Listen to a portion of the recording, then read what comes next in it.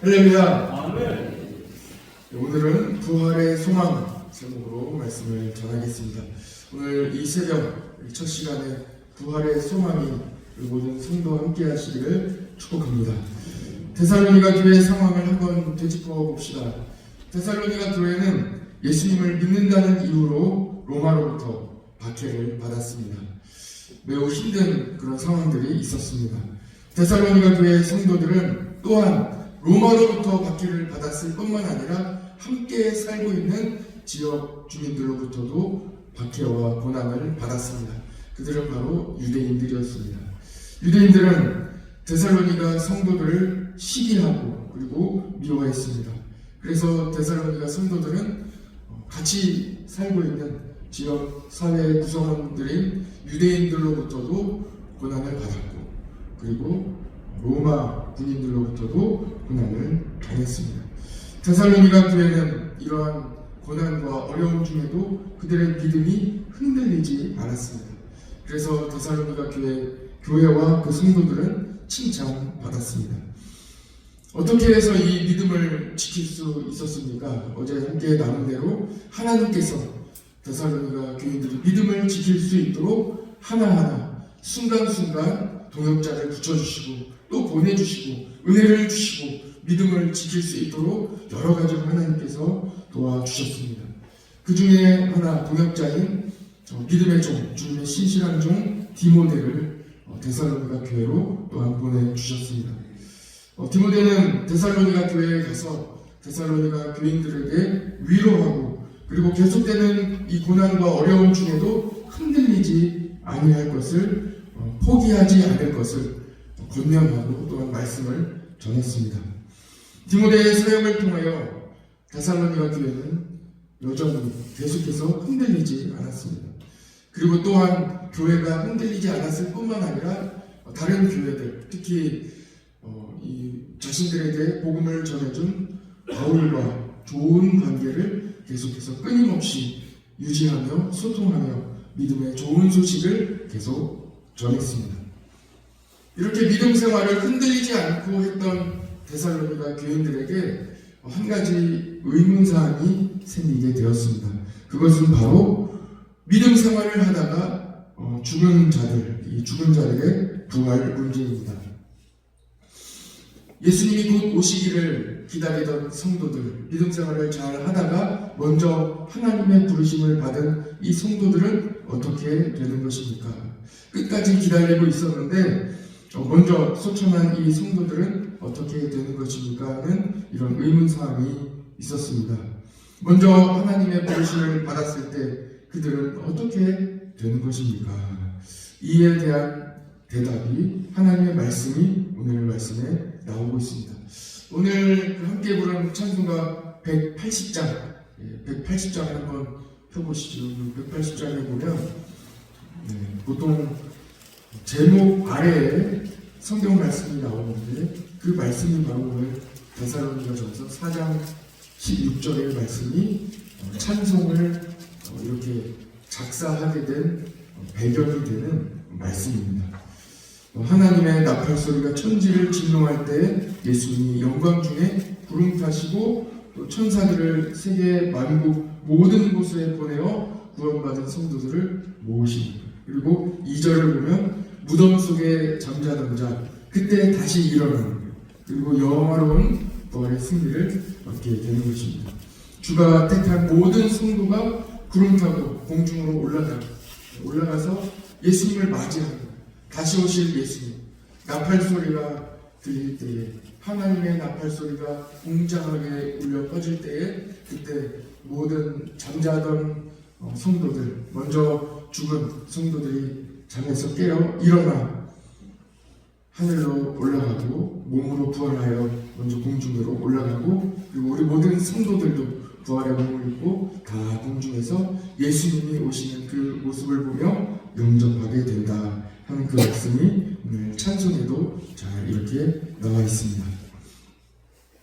그렇기 때문에 우리는 항상 기도하고 깨어 있어서 기쁨으로 주님 앞에 늘 나아가도록 그때까지 모든 어려움을 참고 기다려야 하겠다 하는 찬양이 바로 찬송가 80장에 나옵니다. 사도행전 1장에 보면 예수님께서 승천하실 때의 모습이 자세히 기록되어 있습니다. 예수님께서 승천하실 때에 어떻게 하십니까? 예수님께서 공중으로 올라가시고 구름 사이로 사라지시게 되었을 때 그때 흰옷을 입은 두 천사가 이렇게 이야기합니다. 어찌하여 너희들이 이 갈릴리 사람들아 어찌하여 너희들이 하늘을 바라보고 있느냐? 너희가 본 그대로 예수님은 다시 오시리라 하고 이렇게 천사가 이야기를 해 주었습니다.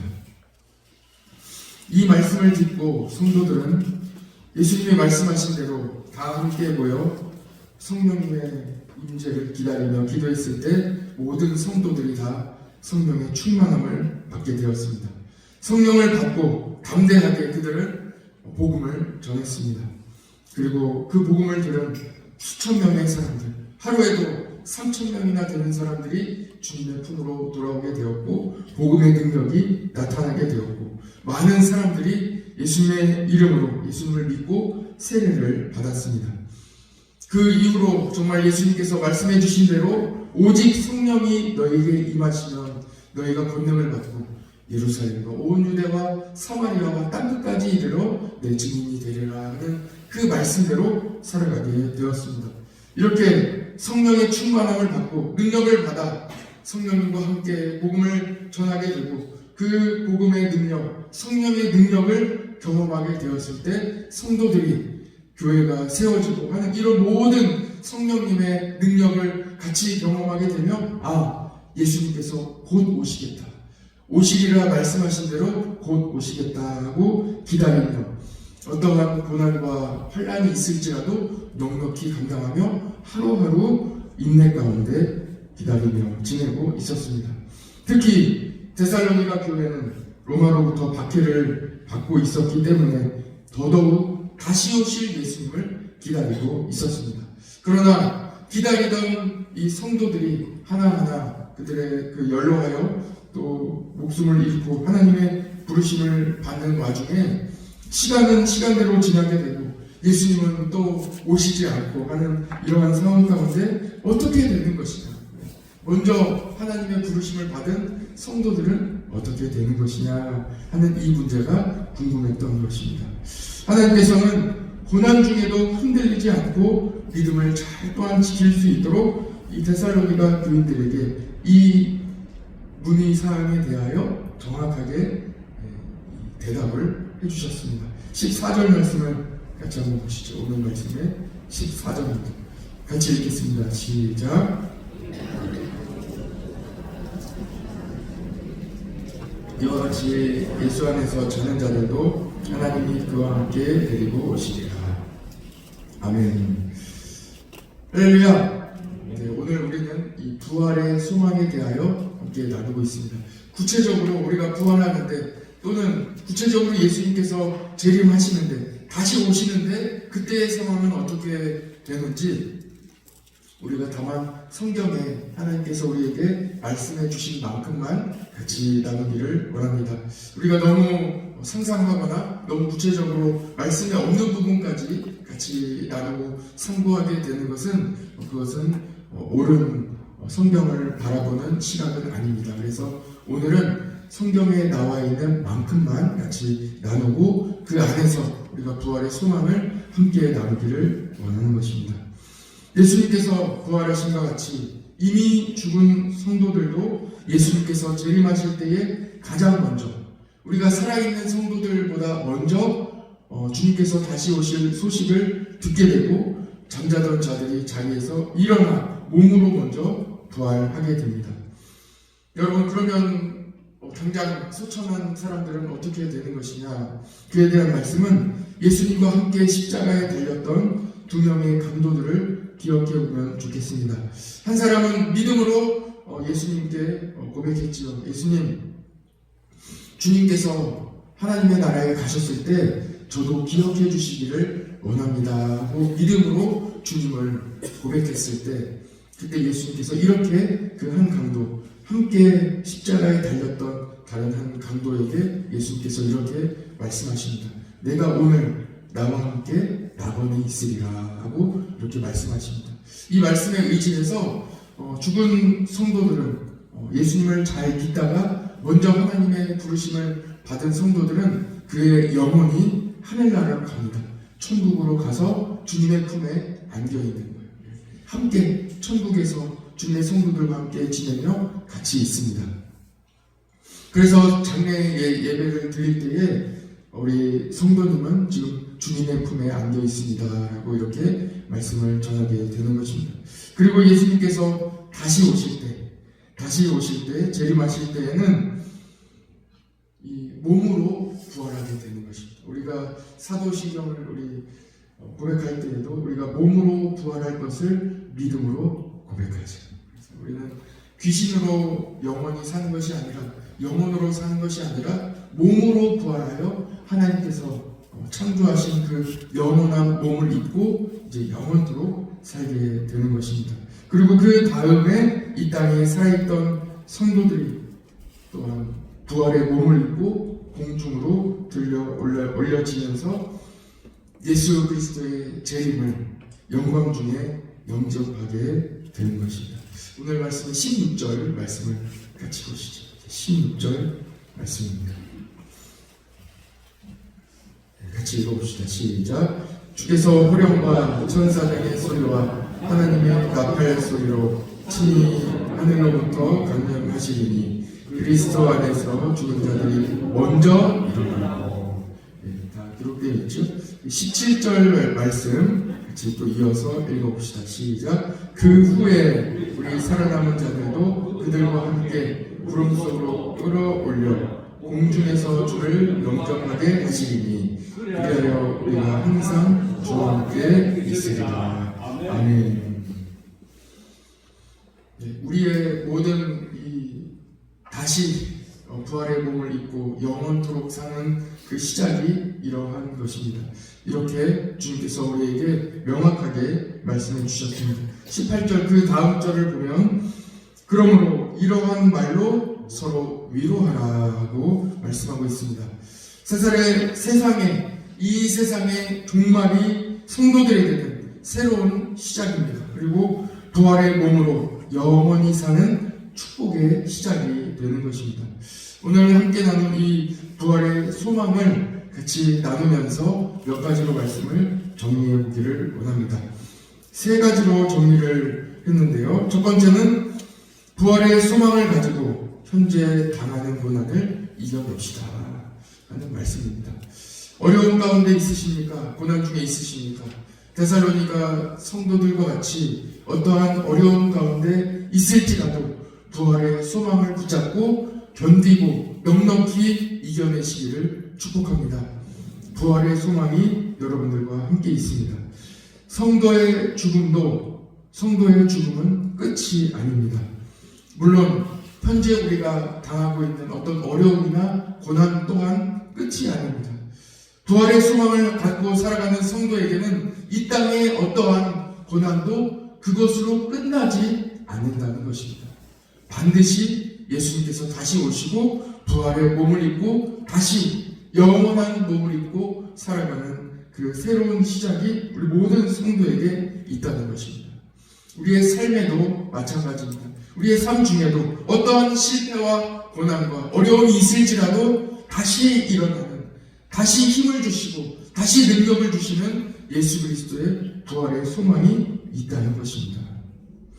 성도는 영원히 부활의 몸을 입고 살기 때문에 끝이 없습니다. 실패가 없습니다. 죽음이 우리에게는 없는 것입니다. 예수님을 믿는 순간 성도는 영원히 사는 존재가 됩니다. 하나님의 자녀입니다. 그러므로 부활의 소망으로 그 어떠한 억눌림이나 어두움이나 모든 마음의 어려움도 다 이겨내시고 삶의 고난도 이겨내시고 예수님 안에서 흔들리지 않기를 간절히 원합니다. 두 번째입니다. 여러분들이 간절히 기도하고 계신 가족들의 구원을 위하여 더욱 간절히 기도하시기 바랍니다.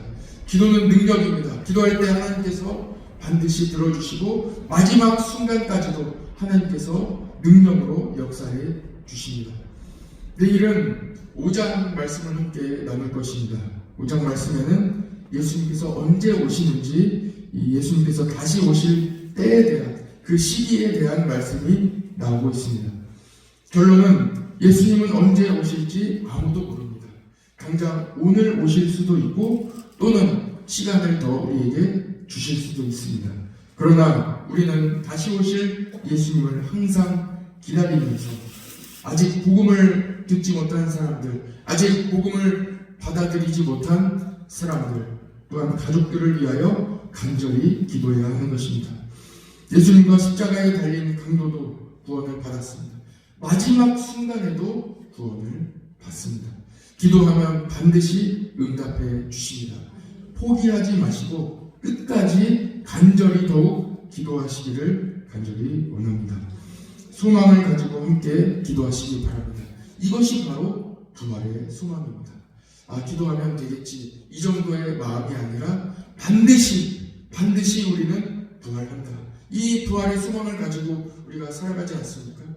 기도하면 하나님께서 반드시 응답해 주신다 하는 이 소망을 가지고 오늘도 간절히 기도하시기 바랍니다.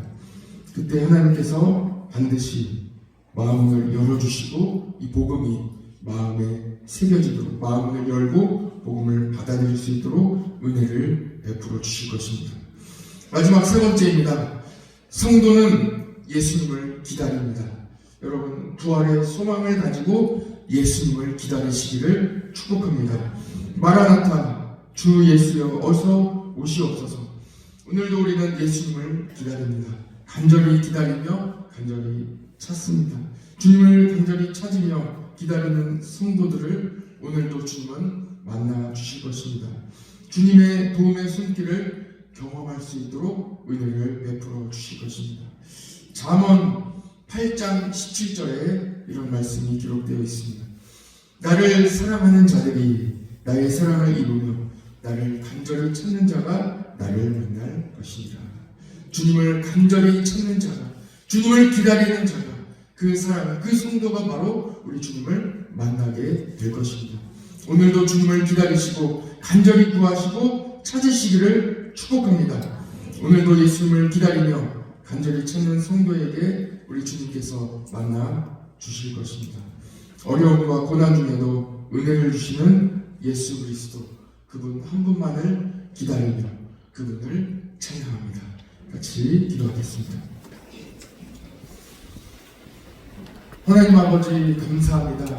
오늘 마음이 어려운 성도들, 또한 삶의 고난 중에 있는 성도들, 누구에게도 말할 수 없는 고난 중에 주님의 옷자락을 붙잡는 성도들에게 부활의 소망을 허락해 주시니 감사합니다.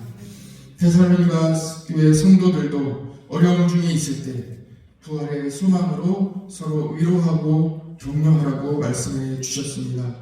부활의 소망만이 우리의 삶의 유일한 위로가 되며 유일한 소망이 되는 줄 믿습니다. 오늘 어려움 가운데 있는 성도들에게 예수 그리스도의 부활의 소망을 허락해 주셔서 그 모든 어려움 가운데에도 넉넉히 살아내며 견디며 오늘도 주님의 은혜로 새 힘을 얻는 복된 날 되게 하여 주옵소서. 늘 깨어 기도할 것은 반드시 주님께서 다시 오시며 언제 오실지 우리는 알 수 없으나 그날을 기다리게 하시니 감사합니다. 오늘도 부활의 소망을 가지고 예수님을 간절히 찾으며 기다리며 소망하는 우리 모든 성도들 되게 하여 주옵소서.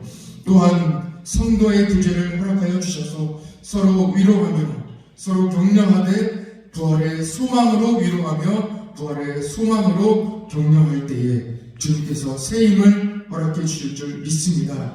오늘도 우리에게 부활의 소망으로 충만한 복된 하루가 되게 하여 주옵소서. 아버지 하나님, 주님께서 또한 우리 환우들을 치료하여 주시고 또한 하나님께서 은혜를 베풀어 주실 줄 믿습니다. 속히 함께 예배드릴 수 있는 날이 오게 하여 주옵소서. 오직 주님만 의지하오며 예수 그리스도의 이름으로 기도드립니다. 아멘.